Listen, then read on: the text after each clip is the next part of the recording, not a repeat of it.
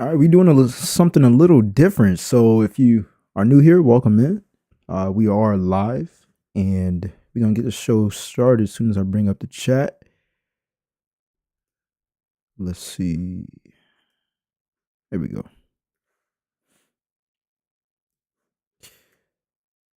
Welcome to the late night show.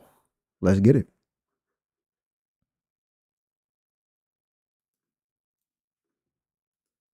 Now, for whatever reason, this is insane, and I'll read it to you. As artificial intelligence continues to rise in everyday life, OpenAI CEO Sam Altman talked a few months ago about taking a responsible approach to this technology. So what do you think of this latest offering? Now you can get GPT to send you dirty texts. Now, all I remember hearing is people kvetching about how, this stuff is affecting our kids. So why are we allowing sex into the conversation? We can't even control, am I crazy? I've been trying to... Because it sells. That's the sad truth, because sex sells. It's not even actually sad. Us as humans, we want to feel intimacy. The problem becomes, where do we draw the line with technology? Let me know in the comment section down below. Where do you draw the line with technology? It's ruined a lot of people's minds, honestly. And there's actually a side hustle that I seen a couple months ago of someone actually creating AI people, OnlyFans models, and whoever is spending money with these AI models as like OnlyFans models they're playing themselves. I mean, you're playing yourself in period if you have an OnlyFans account, and you're a slave to your own lust, is what I believe. But it's only going to get worse. It's not going to stop here. If you start with text, it's going to turn into multi-stream video. Understand this topic. Like in the old days when you wanted to have phone sex, you didn't have sex with the phone. Exactly. I don't understand the topic. So you haven't. But you probably recommend did. it. Yeah. So, get a blow-up doll if you're that desperate. Why do they have to have... I don't get it. Explain it. So basically, if you're somebody who you may be a little bit lonely, you could put in some inputs. By the way, it's only for adults. Kids won't be able, it'll be age That's what they restricted. say. That's what they say. But you No you one can can put than in, a send me teenager. an erotic text, and you can go back and forth. It's like there was a movie about this. This does not end well for anyone. And we're at a point right now where people are turning for assistance, for their jobs, for therapy to chatbots, and now intimacy. Like, we need community in our lives, not more. My question is, how does this benefit anybody?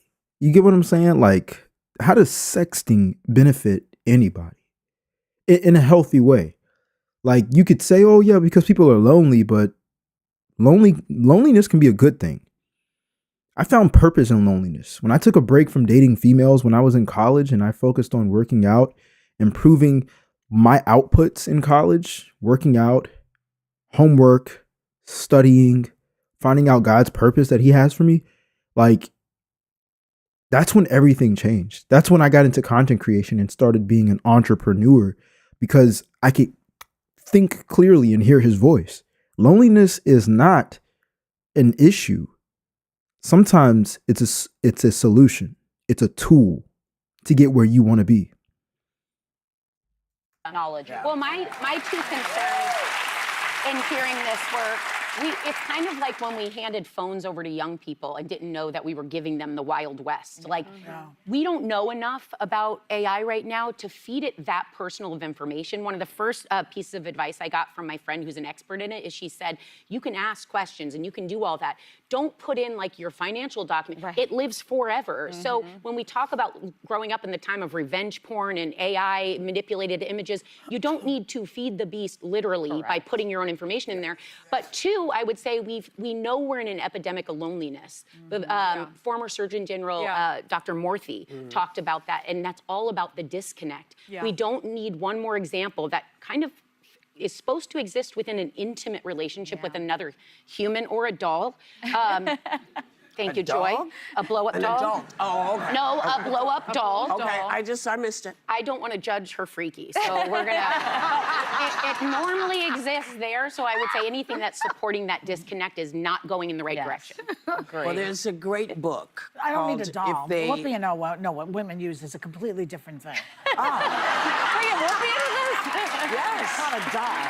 How this conversation took a shift, but it's getting interesting. Well, this is how the easy topic. it is. It's what happens because we always say, first of all, parents have to put their phones down. Yeah. Because if you don't put your phone down, kids won't. The kids are smarter than the people who are doing this AI. So they already know how to get around this. But there's a great book called If Someone Builds It, Everyone Dies. It's an extraordinary book. Wow. Because, and Sounds like it's a to happy get ending. well, it actually is because what they're saying is, look, we know what this thing is capable of. Not tomorrow, not next week, but in time, it will be able to figure out how to manipulate money because it knows where all of the monies are, where the bitcoins are, with all of this.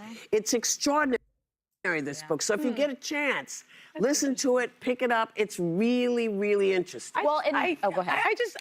We can't have nice things. You know, it's like, I really like ChatGPT at the beginning of it. My son introduced me to it, and you and I've talked about it. Like, it can help you cook. It's given me marital counseling. It's done all these great things, and now they're ruining it. And like, the power. It's giving you marital counseling. This is Folks, we're talking about marriage, psychological habits where people can't control themselves and they have access to all the things that release dopamine, but how does it benefit you? Like, and we're asking AI to do these things. Like, AI is a great tool, but it's only a great tool if you use it to your advantage. It's also at a very young stage where it's going to agree with almost everything that you put in there and ask for it. So you have to be able to realize that when you ask it honest to earth questions, it's going to sound like it's in your favor. Even if you disagree with it and you say, well, what about this? It'll eventually say, you know what? You're right. So it's not going to replace a human, not right now. It can replace what humans used to do as far as minuscule tasks, but not a human response that's actually going to put you in your place. Even if you can give it a prompt, that's a huge jump from just using it basically as some type of like Q&A. But people are using it for adult content now. They're using it for marriage counseling. This is insane. This is really insane. Understanding that AI doesn't even have emotions, but it can understand emotions. Does that mean that just because you can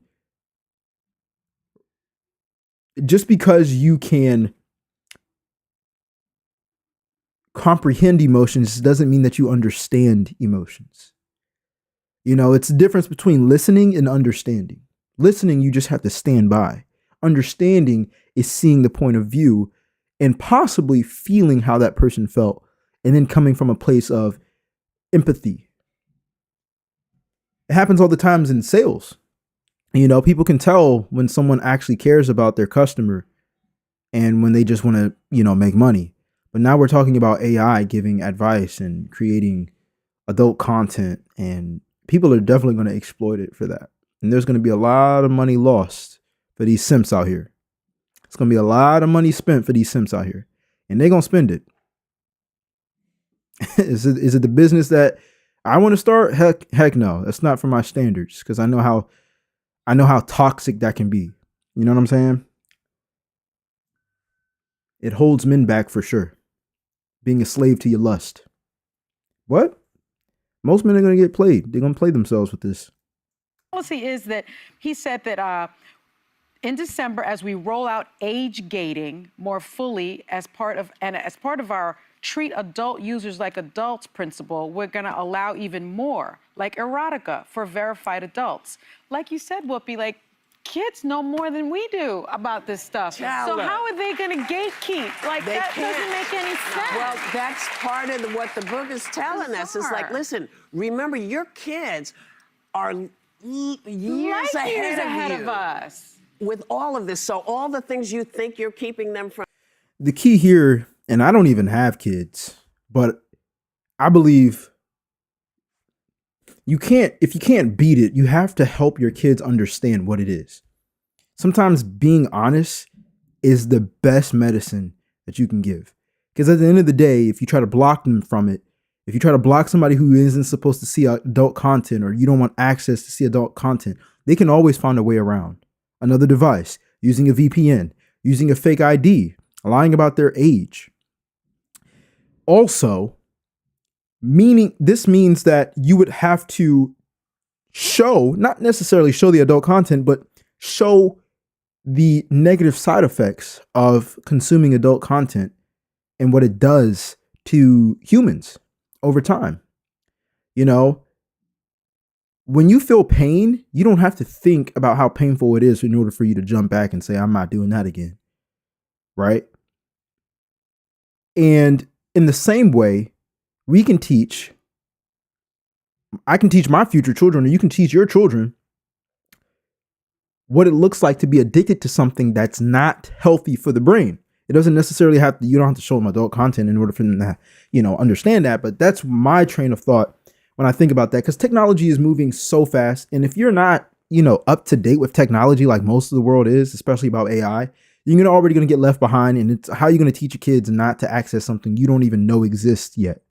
You get what I'm saying? You're already light years behind. It's really sad. It really is. So next up, we got food stamps data showing fraud that is happening. And truth be told, we know that food stamps have been the topic of the past 2 months because they got cut off, or they announced that they were going to cut it off. But apparently, I read an article earlier today, and there are more stores that are picking up on fraud on food stamps. Let's go ahead and dive into it and see what's going on. From doing. Trump done cut them food stamps off.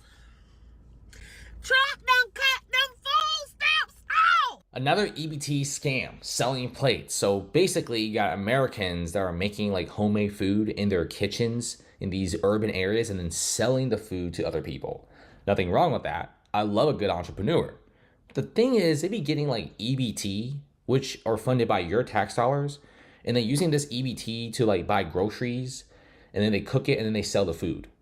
That's like illegal. Usually like That's like illegal. Hell yeah, it's legal. Are you kidding me?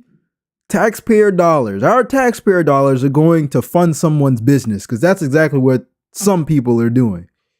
Using their food stamps to flip their stamps into a profit. It needs to stop, man. I don't care what nobody says. The people who are abusing it need to be put off immediately. if you're selling food, you buy the groceries with your own money and not with government subsidized funds. And then you like cook and then you sell stuff. But many EBT Americans are selling plates and they don't have to worry about the margins because they can buy food they're selling with EBT. And then another wild scam is you got cashiers in places like New York and Philadelphia. It's being exposed. Cashier runs a $100 EBT card for food. So the convenience store makes $100 and then gives the customer $50 in cash instead of groceries. And another thing is a lot of people with EBT cards are selling the card to another person because when you use an EBT debit card at checkout, they don't check your ID. Anyone can pick up a card and use it. It's getting out of control. This is the part that they don't want you to even talk about. The people who are abusing the benefits of having EBT access. This is the part where you're not going to hear people complain about EBT because, well, they're going to complain about why they still deserve it, but this doesn't mean that everybody who has it is using it responsibly. There needs to be a system set up in order for people to either be monitored or be more strict, hands down. Yeah, people got to eat, but if it's being used like this by even a few, it needs to stop. because this is only exposing the people who have done this. What about the people who are really good at hiding things? What about the people who are flipping it under the table and, it's not in front of a cashier, it's not in front of a camera? Hands down, that's happening in other places. People are even falsifying applications and claiming, different numbers. This whole entire EBT situation is getting out of control. There's no checks and balances. And you kind of see why billions of tax dollars are being wasted every single year. And this is your money. Okay. And check out some of these videos. What you want to do is save hundreds with the... So yeah, we got the ads going on, but we're definitely not going to listen to the ads. But what I do want to add on to it before we even get into this video is I read an article earlier that talked about like how people are flipping their food stamps in order to have profit. And it's kind of weird how some people just don't seem like they care about how their taxpayer dollars are being used. I definitely care. Am I in charge of it? No. But I definitely care that, if I'm paying taxes, where is my money going? I wish there was no taxes, but they do take it. So I'm going to care because it's the money that I work for. It's the money you work for. Why wouldn't you care? If you get EBT, go ahead and call your card, check your balance. They gave out a portion of the money. So just wanted to update you on that. Okay, but I don't know who I need to talk to. But, like, why everybody getting their food stamps stolen and who the fuck gonna do something about it? Because at this point, I think it's the government. I think it's the government stealing because why y'all stealing on the same day that they drop? Like, it's just giving sketchy. It's giving weird. It's giving America is a scam. It's giving, we see why Luigi did what he did to that man that was the CEO of the insurance company. Like, yeah, we did. No, that doesn't equate to someone getting murdered at all. As a matter of fact, it's a benefit for you to have EBT. That doesn't equate to someone getting murdered. People, they're getting so offended by it that they justify murder. When was that ever okay? He did that. He did that, and I'm standing behind him. What's up? Like, because it's ridiculous. Why is people's food stamps card getting straight wiped down on the same day that they drop? Like, it don't make no sense. Y'all is wiping shit down. But y'all don't understand that y'all are taking from people's family. Like, people got kids. Who the fuck got time to wait another month to get food stamps to put food in their house to feed their children? Like, it just ain't adding up. And again, the families that need the food, they should get assistance, but they should also have a path to help them get off of the program. And I'm not the only one saying that. I read a ton of comments before I even filmed this about a couple weeks ago. And I was reading comments of people who technically graduated from the EBT program, and they were glad that they got off the program, not because they are making a ton of money, but because they're actually able to contribute to society by actually paying for what they buy. You get what I'm saying? Like, an assistant program is cool and everything if you need the help, but an assistant program is an assistant program. Assistant isn't supposed to be the full, the full package of what you rely on in order for you to eat. We got to do better. And it'll offend a lot of people. I really don't care. Because a lot of people have a victim mindset of, how am I going to eat? Bro, unless you're not able to work, unless you're in an undesirable situation where you're not able to work, you're disabled, your family's broken up, fine. But if you're able to work, there's no excuse. There's no excuse.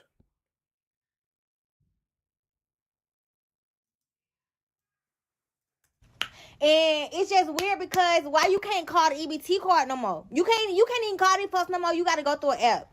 It's not adding up, and I feel so sorry for the people that really be in need and that depend on their food stamps to feed their children and keep food in their house. Like, you just don't understand. Some people, you feel me, you ain't supposed to do it, but some people get their food stamps to pay their bills. Like, this shit get like that for real in the black community. I don't understand. Like, I just feel like it's so fucked up. Like, the government got to be doing this, or it's the people that's working for the government. Because why y'all know when people food stamps is dropping? And why do y'all know to wipe them bitches down for every penny? It's just not making sense. It's not adding up, and somebody need to do something about it. Like, y'all need to do something about this shit. All the way in Clank, goddamn, Bitch in motherfucker. everybody get Don't give a fuck. your shit. We finna go riot. Child, Walmart said there will be no stealing at a Walmart. We don't give a fuck if y'all don't got y'all EBT, but y'all not gonna come in this bitch and motherfucking steal. And I don't blame them for that. Because y'all been all over the internet flaunting saying that if y'all don't get y'all EBT by November 1st, y'all coming in that bitch stealing full carts, running straight at the door. Mr. Walmart said that's not gonna happen. What's gonna take place and what you're going to do is either you're gonna order online and pick your groceries up, or you're gonna order and you're gonna come inside and pick your groceries up at the front. But y'all not coming. Yeah, it was pretty crazy how people were talking about how they're going to steal from Walmart. And it's like, bro, this is not going to help the system at all. It's not going to help the economy at all. Like, stealing groceries. Are you kidding me? That's what employs people. Walmart. And people already be talking about how much Walmart don't pay. And so you're going to take from the people who don't get paid as much? And then people who rely on food stamps. I wonder if there's any Walmart workers that rely on food stamps, actually. That'd be an interesting poll to post online. But anyways, I'm going to bring it to the next topic, which is the new TSA policy is charging passengers $50. People are actually pissed about this. And I definitely wanted to see what's going on and, why they're charging $50 at TSA in the airport. Let's deep dive into it. Beginning February 1st, at airports nationwide, it might cost you an extra $45 to fly without a real ID.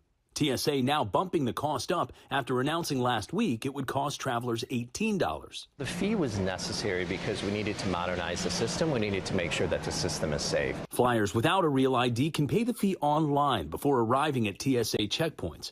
They'll get an email to present to the TSA officer. So if you get to the airport and you don't have a real ID or another acceptable form of ID and you haven't gone through the online verification process and you happen to make it all the way to the TSA checkpoint there, they may pull you out of line and go through a verification process that could take up to 30 minutes and cost you $45.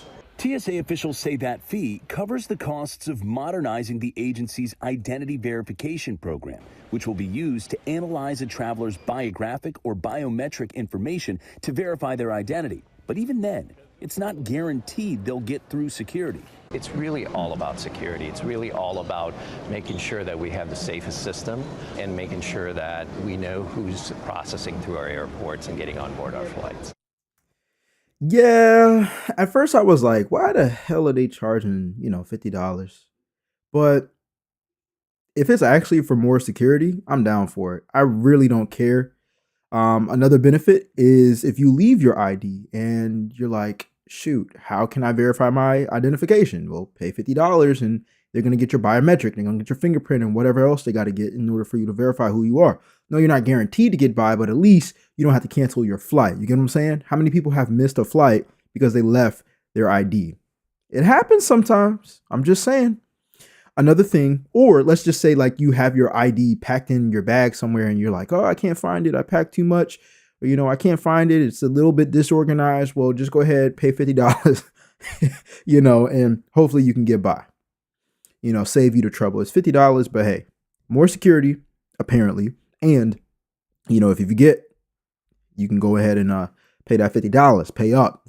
I just did research too on what a real ID is because I don't call my ID a real ID, but apparently a real ID is just your regular driver license or an ID with extra security features. It looks almost the same, but has a star in the top corner and your design varies by state. So folks, bring your ID. You don't have to pay $50. It's just that simple. You got to pay to play in this world, baby. Well, that $45 fee will cover TSA checkpoint access for a 10-day period and can be used multiple times in that period. TSA officials say the best way to avoid the fee and any possible delay at the airport is to get a real ID. Coming to this establishment and thinking that y'all finna come in my shit. Like I said, bringing your ID is just gonna help you solve that problem. And if you don't have one, well, $50, pay up. This guy, like, were you able to fly before without an ID? Let me know in the comment section down below. But next up that we're going to talk about is actually something that happened pretty locally. And, I hate to hear news like this, but I definitely had to cover it because I've definitely been in this mall countless times. I used to go as a teenager. This Patrick Henry Mall had a shooting, and someone fired multiple rounds and someone ended up dying, unfortunately, being unalived. So let's see what's going on. Weekend, we're hearing new developments Tonight after a violent benefits. I get SNAP every month for me and my son. These other videos are playing, so let me close that out real quick. There we go. Tonight, after a violent weekend, we're hearing new developments in two separate shootings in Newport News. Yeah, a 15-year-old boy is seriously hurt after gunfire erupted on Lance Drive Sunday. And only the day before, a 26-year-old man was shot to death inside Patrick Henry Mall. Brianna Fallon has details. This video shows a man entering a police car after the shooting at Patrick Henry Mall. Today, Newport News police identified that suspect as Gary Moore. It's really, really scary because you have children in the mall, you have older people. Moore is accused of shooting and killing 26-year-old Diamante Neal inside Patrick Henry Mall and will face a number of charges, including second-degree murder and discharging a gun in an occupied dwelling. While police say this is an isolated shooting, gun violence prevention advocate Troy Ketchmore says anyone could have accidentally gotten hurt. You know, a lot of people that work in this mall, and it's really unsafe to hear a gun go off in a secluded area like the mall. Court documents reveal Moore claimed self-defense, arguing Neal threatened to kill him before he fired his gun. According to the criminal complaint, video from the store New Square shows Moore trying to tackle Neal, disarm him, and eventually fire his gun at Neal multiple times. This is a small pocket, and these things happen periodically in this society. But we got to stay the course, stay positive, and stay promoting the good as well, and just work together. But just one day after the shooting at the mall, someone shot and seriously hurt a teenager on Lance Drive. But yeah, you can miss me with going to Patrick Henry again. I really don't care about, what that guy just ended up saying. Yeah, like we working on like what? Let's play back what he said. Honestly, multiple times. This is a small pocket, and these things happen periodically in this society. But we got to stay the course, stay positive. Yeah, I'm gonna stay positive and stay out of Patrick Henry Mall. You feel me? Like I already knew it was a rougher area, especially like growing up in Newport News. And going there during the weekend as a teenager. Personally speaking, when I graduated, by the time I graduated in high school, it was 2016. I was about 17, 18 years old. And I remember walking around with a group of friends and security guards telling us like, hey, y'all can't walk together 3+. So like, it was like 4 of us. And he was like, yeah, you got to break it up. 2 people side by side and the other 2 got to go the opposite way. And I was tripping off of it at first. I'm like, bro, what? Like, what you mean? Like, we're not stealing. We're high schoolers. We chilling in the mall. We're not doing nothing illegal. Bruh, watch your surroundings. You got to watch your surroundings. You got to watch your surroundings. When I go in a public area, let's say if I eat or if I go anywhere where it's like a secluded area, I try to get a corner seat, maybe near an exit, have my back against the wall so I can watch everybody who is coming in and everybody who's already in. You got to be alert. Because these days things like this does happen, and it's unfortunate because it's first of all, it's a black on black crime. Not even first of all, like first of all, somebody died. Second of all, it's a black on black crime. Like this is just, it's crazy. I used to work remotely in that Chipotle. I actually was there about a month ago. I actually bought some cologne there about a month ago. I used to actually go to the food court in Patrick Henry Mall and work on my laptop. And sometimes I'd be looking around on my laptop. I got the MacBook and I'm like, yo, I hope nobody's looking at me as a lick. You know what I'm saying? Because I ain't going down without a fight. But, you can kind of tell the crowd that you're around. Look, you can hate me for saying it or not. I stereotype. And some people stereotype me. I really don't care. It's about safety. You know what I'm saying? Because you never know who's around you. You never know what their day is going like. And Oh boy. There's only one other mall that I'm going to, and it's pretty decent mall. But it will not be Patrick Henry no more. You can count me out. I already seen the crowd change over time. I'm good. So there's another video where the mother is speaking about what happened briefly. So we're gonna cover that as well. Let's see what she says. The young man was locked up, but that can't bring back my son. I want to be able to hold my son. I want to be able to hear those phone calls, and I keep calling back to his cell phone, thinking that he gonna pick up. I keep thinking it's a dream. It's not a dream. It's my reality. Me and his sisters are torn. My mom is fighting for her life right now inside Riverside Hospital. I remember walking in the hallway, going into her room, and my mama was crying on that bed, and she was like, "Baby, my grandbaby, my baby gone." You know what I'm saying? Like this, it just ain't. It's just. She's in a lot of pain, and prayers up to the family for sure. This is never something that they'll be healed from. I don't know what started this whole situation, but it's just something about seeing people's family be affected by the negativity of this world. Because even though you may get in an altercation with someone, and things do happen quick, and this is not every situation, but de-escalating the situation, knowing how to de-escalate situations verbally before it becomes physically is so important. And I'm guilty of this myself. Driving, having a little bit of road rage, cutting people off as they cut me off, and you just never know what anybody is going to do, and you got to be prepared. But most importantly, just like the word says, having self-control is better than having a city. Like, that's not word for word, but having self-control is more powerful than having a city. So I want to be correct on this when I say this, because I don't take it lightly, but let's see.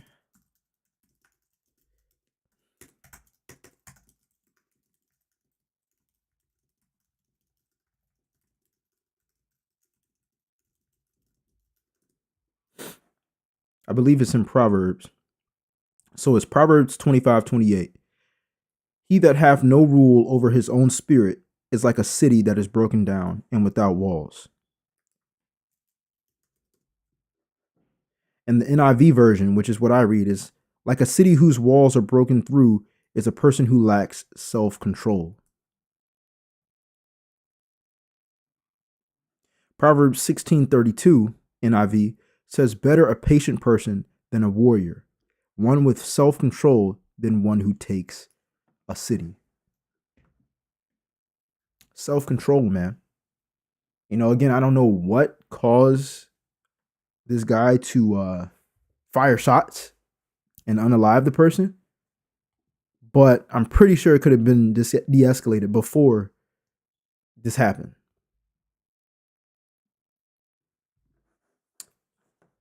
It's just not.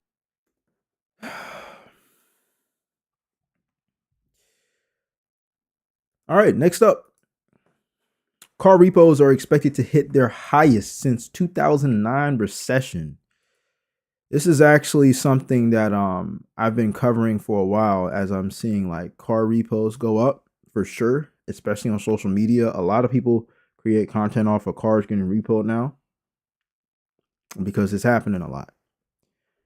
Let's see what's going on.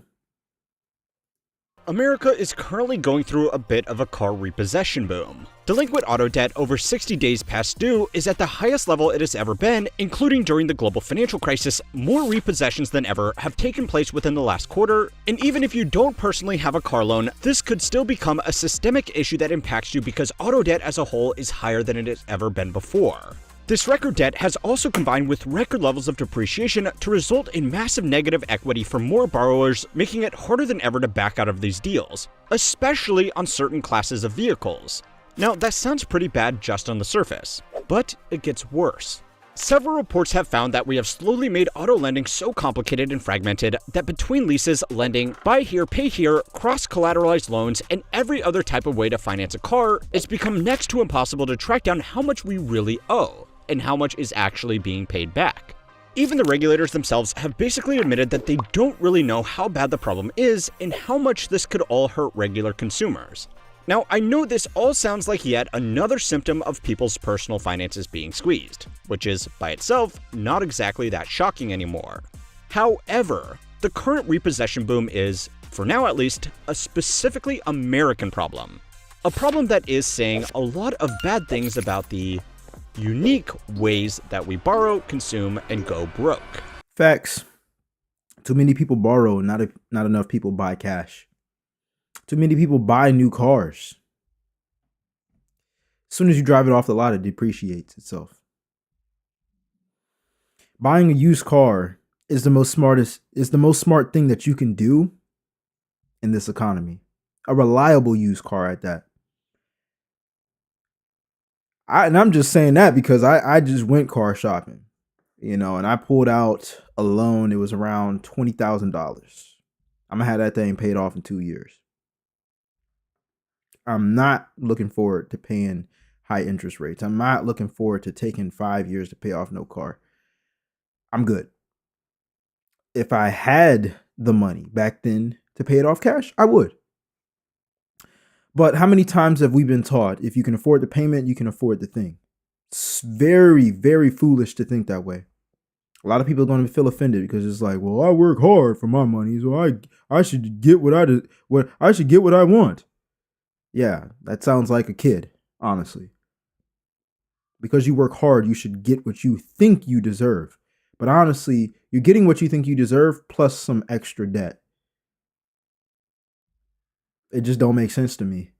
How many Americans believe that just because they can afford the payment, they can afford the thing? And that keeps you in the loop. That's why you always have to go to work. And you're always looking to make more at a job that you will always be able to have to trade your time for money for. It's because you're always looking at things as in a payment aspect. Credit cards. Oh, if I make the minimum balance, then I'm good. Yo, they're charging you interest. They're charging you extra money for borrowing their money. You know where they get their money from? The markets. You know where they get their money from? People putting their money in their bank account, in their banks. So the money that you have sitting there in your app, the banks are using in the stock market on Wall Street in order for them to earn interest off of your money. And then they're letting other people borrow your money. And then they say, hey, well, we're going to charge you money for using other people's money.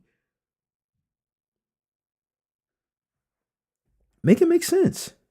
And I don't know. I just feel like a $500 plus car note is absurd. Record number of Americans are falling behind on their car payment. I have $60,000 worth of car debt. Those loans coming with higher interest rates for buyers with limited income or credit scores. The more concerning part, the interest rate being 37% nearly. Well, the repo man. Here's the thing about interest rates as well that I didn't know until I bought my first car. One, you can lower your interest rate if you're more aggressive towards your monthly payments, but not too many people talk about that. And they think that just again, because you can make the monthly payment that you're all good, but you're still going to pay that high interest rate. Like she just showed 36%. Number two, if you pay more frequent payments, let's say you pay on a weekly basis, what your monthly car note is, then you will decrease your interest rate actually by a lot. And I'll show you the math right here. So if we go, right, I'm gonna go ahead and just show you right here on GPT. So if I say, if my car loan is, let's say, $20,000 at 15% interest, and it takes 5 years to pay it off,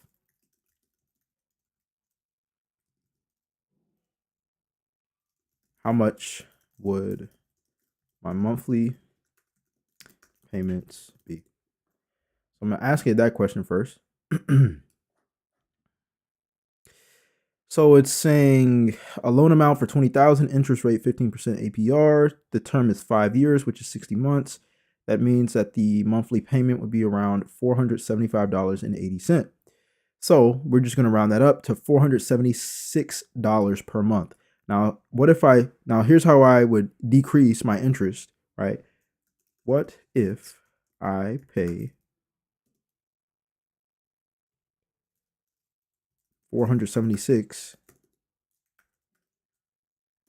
divided by 4, which means I pay weekly what my monthly payment is, but in 4 separate payments. So basically we're getting 476 divided by 4.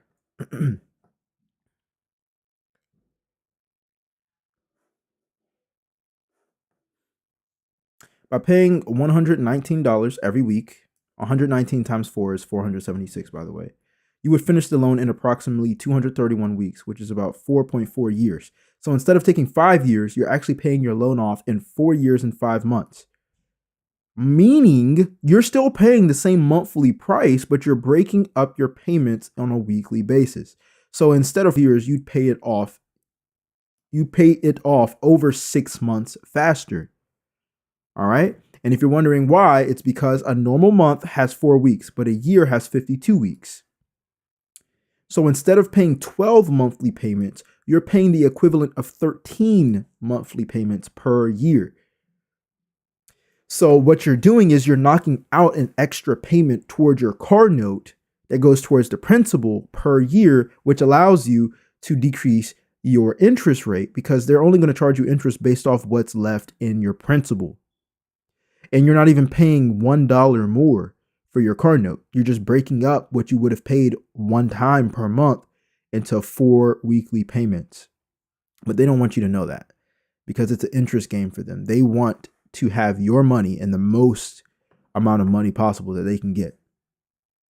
So you know where you heard it first at if you haven't heard of that before. They're high demand. They're working overtime. It is draining. Let's go ahead and get into the last topic of the Tonight Show, which is Apple AI chief is actually stepping down. Thank God. You all know I'm an Apple fanboy.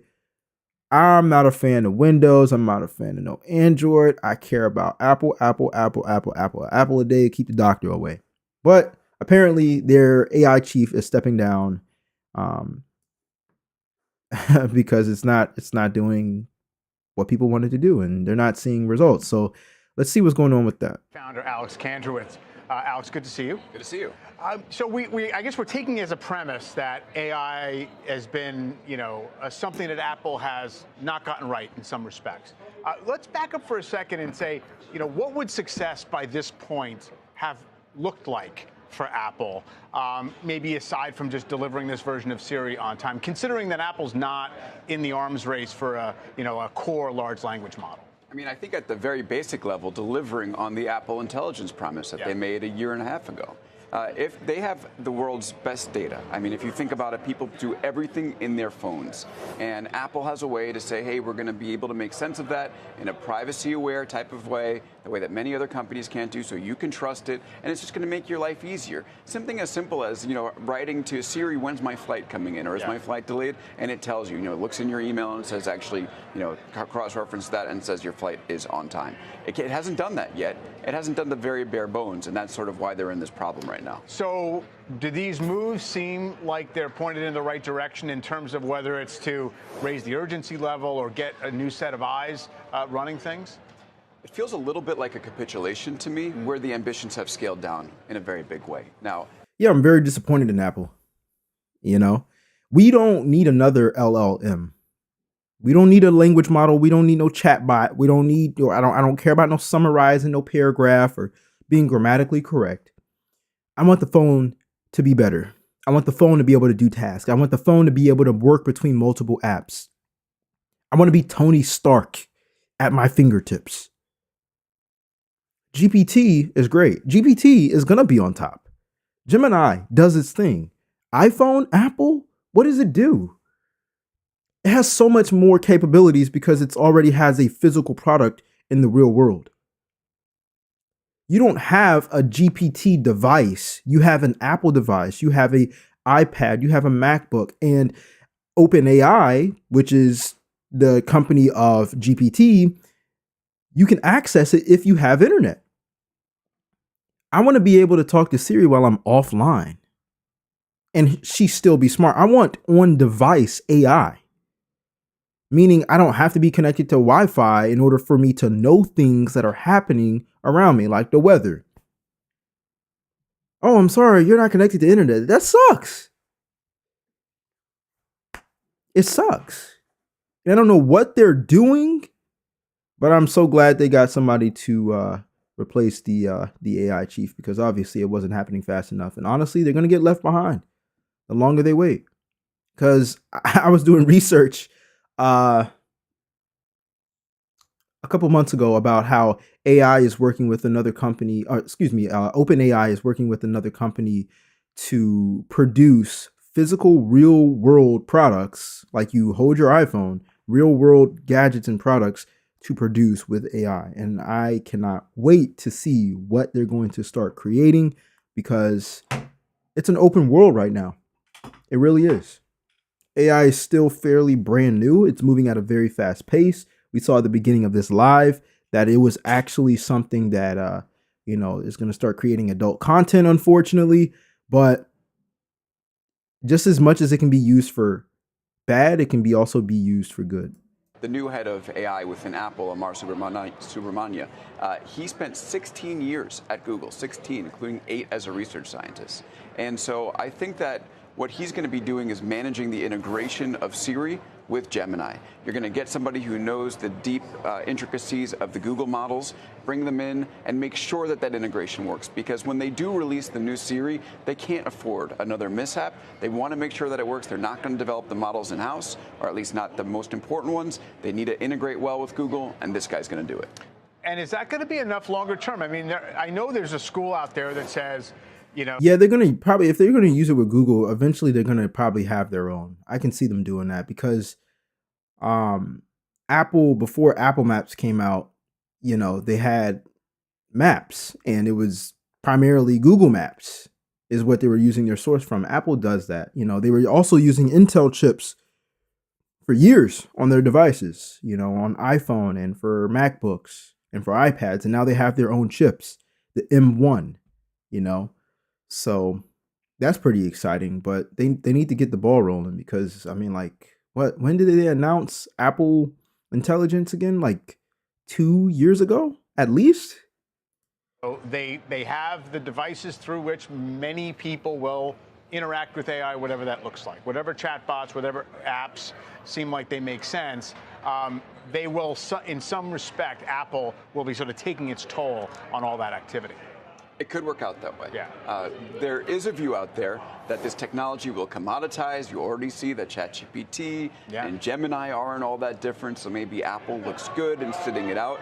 The one thing is that you do give up a lot of control if you turn over the models to somebody else. And if AI becomes a sea change in a magnitude to which that many are expecting, you can really be operating from behind, trying to integrate somebody else's models into your core products. There would be the argument to go in and build your own. Clearly, that's where Apple started. They've made a change. I think for now it's fine, but long term it is a vulnerability. Is it the biggest vulnerability in the world? Time will tell, but it is a vulnerability. And then really quick, you said, maybe, Gemini and ChatGPT are kind of not that different at this point. Do you think that Google's been getting a little too much credit for being in the lead in the last month or so? A little bit. Yeah. Gemini is a good product. Yeah. ChatGPT is a better product. All right. ChatGPT, developed by OpenAI from the beginning, 3 years ago, a couple days ago. It is amazing. Yeah. And Gemini is good, but it has its faults. It thinks a lot. It's very safety-oriented. ChatGPT, a startup, is able to do a little bit more, go out on a limb in a way that Google won't. And the models within Gemini are good.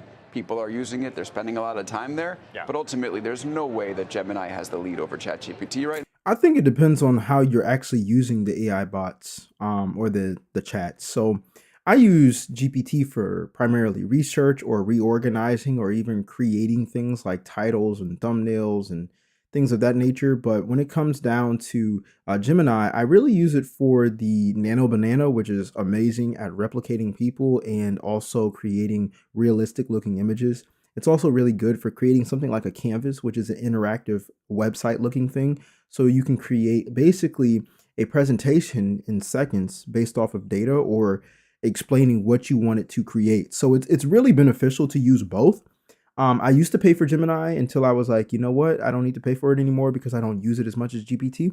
GPT definitely is the one I primarily use, but I definitely use Gemini because I do believe it's a huge benefit of using Google, which is, you know, we've been using Google as a search engine for years, you know, and GPT just came out with their own browser, but I haven't even experienced with that though. But, you know, Google owns Gemini and it's Google, and Google also owns YouTube. So they have a ton of data as well. GPT has a ton of data too, but how do you use AI?